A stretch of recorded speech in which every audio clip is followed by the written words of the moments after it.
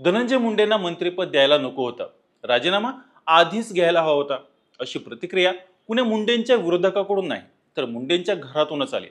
ही प्रतिक्रिया दिली आहे पंकजा मुंडे यांनी. होय, सरपंच संतोष देशमुख हत्या प्रकरणात मूग घेऊन गप्प बसलेल्या पंकजा मुंडे आपल्या भावानं राजीनामा दिल्यानंतर अखेर बोलल्या, पण भावाच्या बाजूने नाही तर भावाच्या विरोधात. जर धनंजय मुंडेंना मंत्रिपद द्यायला नको होतं हे पंकजाताईंना आधीच वाटत होतं, तर मग इतके दिवस हे स्पष्टपणे बोलण्याची हिंमत त्यांची का झाली नाही? आपल्या भावानं मंत्रिपदाचा राजीनामा दिल्यानंतर पंकजा मुंडे नेमक्या का पलटल्या? पंकजा मुंडेंच्या या स्टेटमेंटमुळे धनंजय मुंडे कसे तोंडावर आपटले?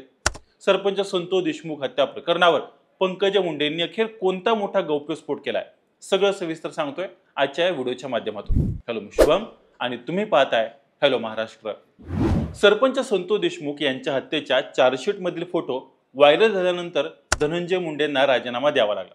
हे फोटो पाहून सगळ्यांच्या शरीराचा थरकाप उडाला. मुंडे राजीनामा देऊन मोकळे झाले, पण विरोधकांनी त्यांची आमदारकी घालवण्याची आणि त्यांना या प्रकरणात सह आरोपी करण्याची मागणी लावून धरली. दुसऱ्या बाजूला मात्र आपण प्रकृतीच्या कारणानं हा राजीनामा देत असल्याचं वक्तव्य करण्याचं धाडस धनंजय मुंडेंनी दाखवलं. यावर अनेक साधक बाधक प्रतिक्रिया राजकीय वर्तुळातून बाहेर येत असताना एक वादळी प्रतिक्रिया समोर आली आणि ती थेट पंकजा मुंडे यांची. खरं तर हत्येची घटना झाल्यानंतर पंकजा मुंडे 12 डिसेंबरच्या सभेत या घटनेवर विस्तृत बोलल्या होत्या. या घटनेचे जे कोणी खरे आरोपी असतील त्यांना त्वरित फासावर देण्यात यावं अशी देखील पंकजा मुंडेंची भूमिका होती. पण या प्रकरणात आपल्या भावाच्या विरोधातच फास लावायला गेल्यानंतर पंकजा मुंडे मात्र गपगार झाल्या. त्यांनी या विषयावर बोलण्याचं टाळलं. यावरून देखील पंकजा मुंडेंना बरंचसं टार्गेट करण्यात आलं होतं. अगदी परवाच त्या पुण्यात असताना सरपंच संतोष देशमुख यांच्या चार्जशीट बाबत प्रश्न विचारल्यावर मी पुण्यात आहे ना, इथले प्रश्न विचारा असं म्हणून त्यांनी माध्यमांना झिडकारलं होतं. मात्र देशमुखांच्या हत्येचे फोटो व्हायरल झाल्यानंतर आणि आपल्या भावाला राजीनामा द्यावा लागल्यानंतर पंकजा मुंडेंनी आपलं मौन सोडलं आणि या प्रकरणावर आपली सर्वात विस्तृत प्रतिक्रिया दिली. महाराष्ट्रात मुंबईत काय चाललंय ते नागपूरमध्ये माहीत नव्हतं. इंस्टाग्रामवरची पोस्ट बघून मुंबईत काय चाललंय ते माहिती आहे. मी जे व्यक्त होत आहे त्याचा सन्मान ठेवावा. हा विषय अत्यंत मानवी विषय आहे, माणुसकीचा विषय आहे. काही व्हिडिओ सोशल मीडियावर व्हायरल संतोष देशमुख यांना मारण्यासंदर्भातील, मला त्याबद्दल माहिती नाही, पण इंस्टाग्रामवर पोस्ट पाहिली ते व्हिडिओ उघडायची किंवा बघायची हिंमत झाली नाही. ज्यांनी त्यांना एवढे अमानुषपणे मारलंय, एवढे अमानुषपणे मारून व्हिडिओ केलाय, त्यांच्या जेवढी निर्मनुष्यता आहे याचा वापर करायचा अशी निर्मनुष्यता माझ्यात नाही.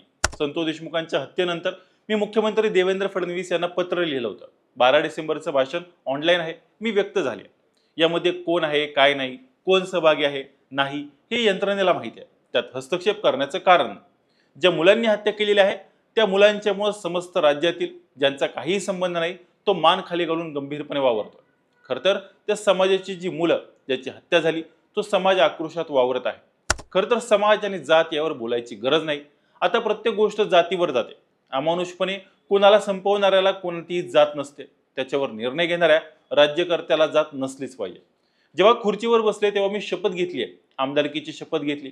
कुठलाही ममत्वभाव न बाळगता, कुणाविषयी कुठलाही आकसद्वेष न बाळगता काम करायला पाहिजे यावर मी ठाम आहे. संतोष देशमुखांच्या निर्गुण हत्येवर निषेध व्यक्त करताना मी मनापासून त्यांच्या आईची क्षमा मागते. कारण ज्या मुलांनी निर्गुण हत्या केली आहे ती माझ्या पोटची असते, पदरात असते, तर त्यांना कडक शासन करा असं म्हटलं असतं. धनंजय मुंडेंचा राजीनामा झालाय, त्याचं स्वागत व्हायला पाहिजे. हा राजीनामा फार आधी व्हायला पाहिजे होता.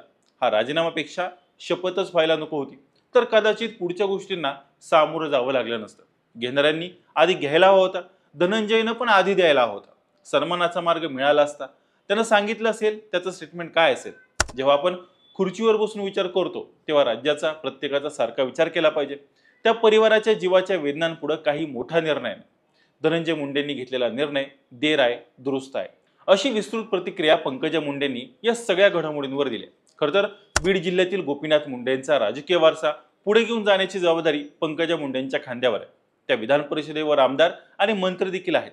मात्र सरपंच संतोष देशमुख यांच्या हत्या झाल्यानंतर त्या कधी मस्साजोकडे फिरकल्या देखील नाही ना कधी यावर प्रतिक्रिया देण्याचं धाडस दाखवलं. खरं तर एक महिला लोकप्रतिनिधी म्हणून त्यांनी सरपंच संतोष देशमुख यांच्या पत्नीची, त्यांच्या मुलीची भेट घेणं अपेक्षित होतं. मात्र कदाचित आपल्या भावासाठी त्या इतके दिवस गप्प होत्या का असा प्रश्न या निमित्ताने विचारला जातोय. धनंजय मुंडेंच्या राजीनाम्याचं पंकजा मुंडेंनी स्वागत केलंय, पण ही गोष्ट बीडमधील मुंडेंच्या पॉलिटिकल स्पेसला मोठा धक्का देणार आहे. पंकजा मुंडेंचे स्टेटमेंट बहीण आणि भावातील राजकीय संघर्षात पुन्हा एकदा दरी निर्माण करणारही ठरू शकतं. तब्बल 3 महिन्यानंतर भावाच्या विरोधात स्टेटमेंट देण्याची पंकजाताईंनी हिंमत तर दाखवली, पण आता त्यावर धनंजय मुंडे नेमकं कसं रिॲक्ट होतात ते पाहणं देखील महत्त्वाचं असणार आहे. धनंजय मुंडेंचा राजीनामा आणि पंकजा मुंडेंनी भावाच्या विरोधातच घेतलेल्या भूमिकेबाबत तुम्हाला काय वाटतं? तुमचीही काही मतं असतील तर ते आम्हाला आमच्या कमेंट बॉक्समध्ये नक्की सांगा. आणि अशाच नवनवीन आणि राजकीय विषय घडामोडी जाणून घेण्यासाठी आमच्या हॅलो महाराष्ट्र या चॅनलला लाईक, शेअर आणि सबस्क्राईब करायला विसरू नका. व्हिडिओ शेवटपर्यंत पाहिल्याबद्दल धन्यवाद.